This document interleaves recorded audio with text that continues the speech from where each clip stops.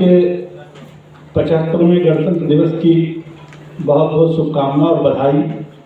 आज के यमुना प्राधिकरण के परिसर में आयोजित इस कार्यक्रम में हमारे साथी एसीओ कपिल सिंह जी, विपिन जैन जी, शैलेंद्र भाटिया जी, शैलेंद्र सिंह, हमारे जीएम फाइनेंस वीरेंद्र सिंह, राजेंद्र भाटी, वंदना जी, जिसका नाम भूल जाएगा क्षमा कर दीजिएगा। ऐसा नहीं कि मेरा प्यार किसी से कम है, मेरा प्यार सबके लिए बराबर है। उसके लिए किसी बैनर की आवश्यकता नहीं है कि फिर भी नाम छूट जाए। नंद किशोर जी, विनय जी, मनीष सिंह, विजय मिश्रा, अजय जी, पंकज जी, स्मिता जी, सामने बैठे हुए मेरे सारे साथी हमारे जीएम AK सिंह साहब, रेशमा जी, रेणुका जी, महरम सिंह साहब, अभी भी बहुत सारे नाम मैं सबको जानता हूँ व्यक्तिगत रूप से। मेरे पुलिस के साथी, मेरे भूतपूर्व सैनिक जो यहाँ साथी बैठे हैं, मेरा स्टाफ, मेरा परिवार और मेरे सारे भाई और जो भी यहाँ आए हुए बच्चे हैं, छोटे हो, उनके अभिभावक, उनके टीचर्स, जो और स्टाफ आया हुआ है, जो और बच्चे आए हुए हैं, सभी को सबसे पहले मैं बधाई देता हूँ गणतंत्र दिवस की और बहुत बहुत मंगल कामना करता हूँ कि इस देश में एक गणतंत्र हमेशा इसी तरह से बना रहे और जो परिकल्पना हमारे मनीषियों ने की, जो परिकल्पना हमारे स्वतंत्रता सेनानियों ने की, जो समर्पण किया, जो SOP बनाई इंडिपेंडेंस के बाद कि कैसे कोड ऑफ कंडक्ट हो, कैसे आचार संहिता हो, कैसे हम जिएंगे, कैसे चलेंगे, कैसे काम करेंगे, क्या हमारे अधिकार होंगे, क्या हमारी जिम्मेदारियां होंगी, क्या क्या हमको करना पड़ेगा, कैसे करना पड़ेगा, कैसे हमको सबको सामाजिक, आर्थिक और राजनीतिक न्याय दिलाना पड़ेगा, कैसे विचार, व्यक्त और विश्वास, धर्म की स्वतंत्रता कैसे दिलानी पड़ेगी, कैसे सबको अवसर की समानता करानी पड़ेगी, इसकी जो परिकल्पना की गई उसका जो स्वरूप है वो सब कुछ संविधान में निहित है। ऐसे संविधान को भी मैं प्रणाम करता हूँ, उस संविधान सभा को भी प्रणाम करता हूँ, उस संविधान सभा में जो अध्यक्ष थे, जो ड्राफ्टिंग कमेटी के चेयरमैन थे, उनको भी प्रणाम करता हूँ। जितने लोग संविधान सभा के सदस्य थे, उन लोगों की वजह से आज हमारे पास एक लिखित संविधान है जो दुनिया के सर्वश्रेष्ठ संविधानों में से एक है। तो आज गणतंत्र दिवस के अवसर पर हम सबको अपने महापुरुषों, अपने स्वतंत्रता सेनानियों को याद करना चाहिए, उनके प्रति समर्पित होना चाहिए। अब बहुत सारी बातें होंगी, बहुत कुछ कहने के लिए बचा नहीं है। हमारे साथियों ने प्राधिकरण से लेकर के भारत के इतिहास, भूगोल, अंतरिक्ष कुछ छोड़ा नहीं है, नभ, थल, जल सब कुछ हो गया है। तो मैं बहुत थोड़ी सी दो चार बातें आप लोगों से कहूँगा। देखिए, अगर हम वास्तव में 26 जनवरी आज मना रहे हैं तो हमारे संविधान में पहला शब्द है हम, और सबसे बड़ा दुर्भाग्य है जो इस समय भारतीय समाज है वो हम के बजाय मैं हो गया है। तो मैं, मेरा परिवार, मेरी फाइल, मेरा ऑफिस, मेरा दफ्तर, मेरी बीवी, मेरे बच्चे, उनके कपड़े, इसके सिवा हम कुछ नहीं सोचते हैं। अगर आप लोग यही प्रतिज्ञा कर लें संविधान, भारत के संविधान सभा की प्रतिज्ञा की तरह कि आप लोग मैं छोड़ देंगे और हम करना शुरू कर देंगे इस देश के लिए, इससे बढ़कर के लोकतंत्र के लिए अच्छा और कुछ नहीं होगा। तो भारतीय गणराज्य की इस 75वें समृद्ध काल में जब हमने प्रवेश किया है तो हम सब लोग मैं छोड़ दें और जो पहला शब्द है जो सब भारत के संविधान में, जो प्रेमबल में, हम उसको अपने अंदर आत्मसात कर लें, अपने अंदर आत्मार्थित कर लें। उसके बाद लिखा गया भारत। अब अगर मैं इसको व्याख्या करूंगा तो बहुत घंटे लगेंगे, बच्चे मेरे थके हुए हैं, मैं नहीं व्याख्या करूंगा।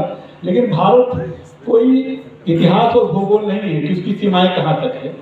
भारत को ना इतिहास में बांधा जा सकता है, ना भूगोल में बांधा सकता है। जब हम भारत कहते हैं तो भारत की में सब कुछ शामिल है। भारत की लोक कथाएं, भारत की ऋतुएं, भारत की यात्राएं, भारत के लोग, भारतीय समाज, उनके जीवन शैली, उनका शिष्टाचार, उनके संस्कार, उनका अध्यात्म, उनका धर्म, उनके जीने का ढंग, सब कुछ मिलकर के भारत बनाता है।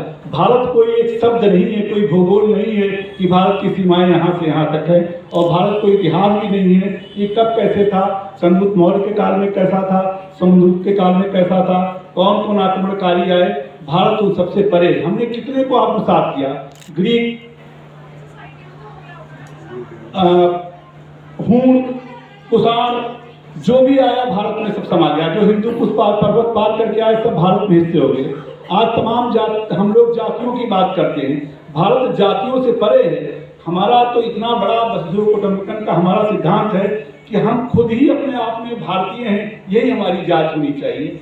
अगर आज हम यही बात को मान लें कि हम भारतीय हैं और आज से यही हमारा धर्म, यही जाति है, तो गणतंत्र की परिकल्पना पूरी हो जाएगी।